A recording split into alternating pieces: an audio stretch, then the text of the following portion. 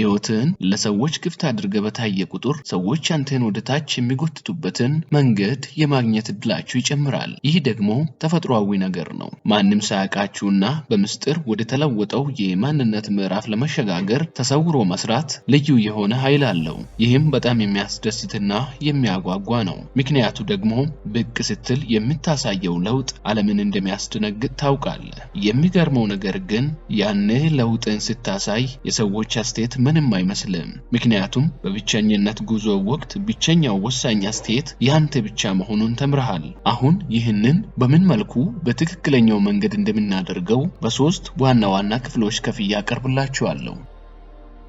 አንደኛው እንዴት መሰወር እንዳለብህ፣ ሁለተኛው በምትሰወርበት ወቅት ምን ማድረግ እንዳለብህ፣ ሶስተኛው እንዴት ደግሞ ብቅ ማለት እንዳለብህ። ከነዚህ ውስጥ አንዱን ክፍል እንኳን ብታበላሽ በተለይም የመጨረሻውን በእርግጠኝነት ትቆጫለህ። አሁን ወደ ዝርዝሩ እንግባ።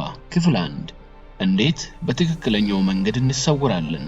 አፍህን ዝጋ፣ ዝምታን ምረጥ። አፍህ ካንተ በላይ አሳልፎ ይሰጥሃል። አፍህን መቆጣጠር ያስፈልግሃል። ከእንግዲህ በኋላ ስለ ህይወትህ ለማንም ሰው በግልጽ አታውራ። ይህም ቤተሰብህን፣ ጓደኞችህንና የሥራ ባልደረቦችህን ይጨምራል። ማንንም አታካትትም። የግድ አንድ ሰው ማወቅ አለበት ካልክ ደግሞ የህይወት አጋርህ ብቻ ናት። እሷም ብትሆን ስኬታማ እንድትሆንና እንድታሸንፍ የምትፈልግ መሆኗን እርግጠኛ ከሆንክ ብቻ ነው። አፍህን መቆጣጠር መጀመሪያ ላይ ይከብዳል፣ ጊዜ ይወስዳል። ሁሉንም ነገር የመዘርገፍ ተፈጥሯዊ ልማድ አለብን። ነገር ግን በትክክል ለመሰወር ይህንን ተፈጥሮ መታገል አለብህ። ቃላቶችህ ከአፍህ ከመውጣታቸው በፊት መያዝን መማር አለብህ። ለሁሉም ሰው እንቆቅልሹን ያኔ በጥላ ውስጥ መንቀሳቀስ ትችላለህ። ሁለተኛው ስለ ራስህ የምታስበው ነገር ብቻ ያሳስብክ። የሌሎች ሰዎች አስተያየት ከእንግዲህ ግድ ሊሰጥህ አይገባም። ለመሰወርና ተደብቆ ለመቆየት አእምሮን በድጋሚ ማረም አለብህ። በመጀመሪያ ደረጃ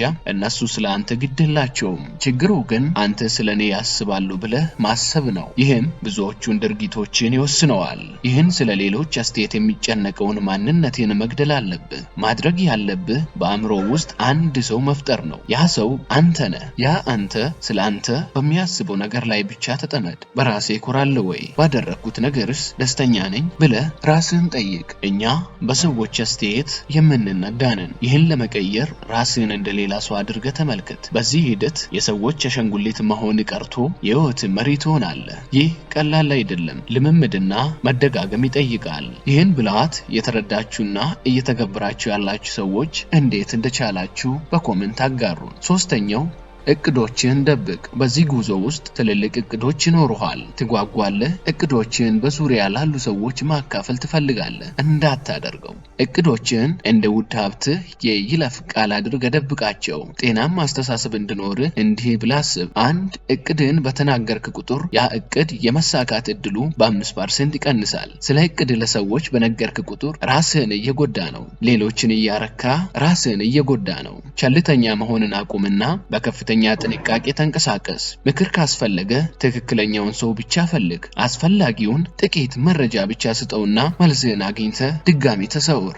አራተኛው እድገትህን ደብቅ። እድገት መምጣቱ አይቀርም።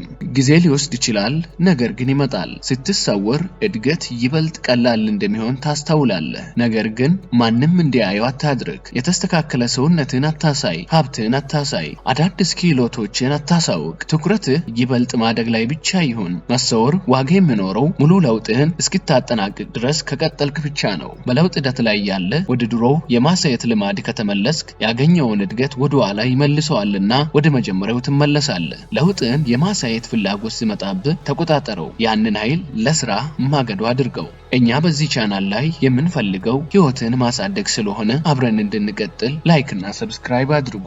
አምስተኛው ውድቀትን ደብቅ። በዝምታ መስራት በጣም ከባድ ነው። በአካል ትጎዳለህ፣ በአእምሮ ትዝላለህ፣ ደምና እንባ ሊኖር ይችላል። እንቅፋቶች ሲገጥሙ የመጀመሪያ ስሜት ምንድነው? ምናልባት ለጓደኛ ማማረር ወይም ከቤተሰብህ መጽናኛ መፈለግ። በፍጹም አፍህን ዝጋ።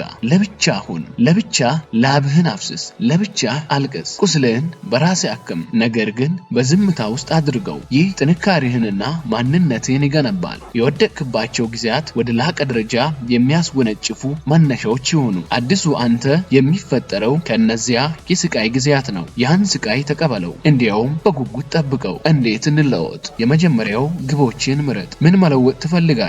በዚህ ሂደት አንድን ነገር ለመሆን ምን መሆን እንደምትፈልግ ማወቅ አለብህ። ዝርዝር ነገር ይኖርህ። በጣም ጠንካራ አካል መገንባት ወይስ ገንዘብ የሚያስገኝ ንግድ መጀመር? ግብህን በግልጽ አስቀምጥ። ጽፈህ አንተ ብቻ የሚታየው ቦታ ላይ አስቀምጠው። ሁለተኛው ህይወትን በስኬት ዙሪያ አሽከርክር። እያንዳንዱ የነቃበት ሰዓት ወደ ግብ የሚያደርስ መሆን አለበት። ይህ በህይወት የምታገኘው ብቸኛው እድል እንደሆነ አስብ። እያንዳንዱ ትንፋሽ ለዚህ ይሁን። ለምሳሌ ለግብህ የሚረዳ ከሆነ ወደ ጂም ቅርብ ወደ ሆነ ቤት ተዛወር። ክህሎት የሚያስተምሩ ክፍሎችን ተቀላቀል። በቀን ቢያንስ ጥቂት ሰዓታትን ለለውጥ መድብ።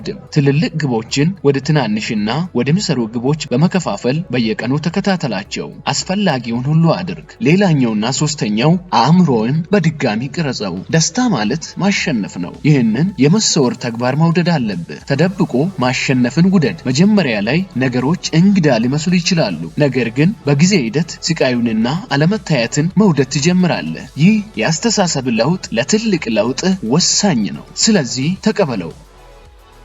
ዳግም ብቅ ማለት። ለውጥን ካጠናቀቅክ በኋላ ወደ ማህበረሰቡ መመለስ ትችላለህ። የሚገርመው ነገር ግን ጉዞው ላይ አንድ ትልቅ ነገር ይከሰታል። በትክክል ከሰራው ዳግም ለሰዎች መታየት ካሁን በኋላ አያስፈልግህም። በድብቅ መኖርን ትለምደዋለህ። ህይወትህ ከጠበቅከው በላይ ተለውጧል። ሁልጊዜም ማሸነፍን ትቀጥላለህ። ወደ ትልልቅ ግቦች ትገሰግሳለህ። ለብዙዎች እንደ ምስጢር ትቀጥላለህ። በመደበቅ ውስጥ የሚገኘውን ሰላምና ከአሮጌው ህይወትህ እጅግ የሚበልጠውን አዲሱን ህይወትን ትወደዋለህ።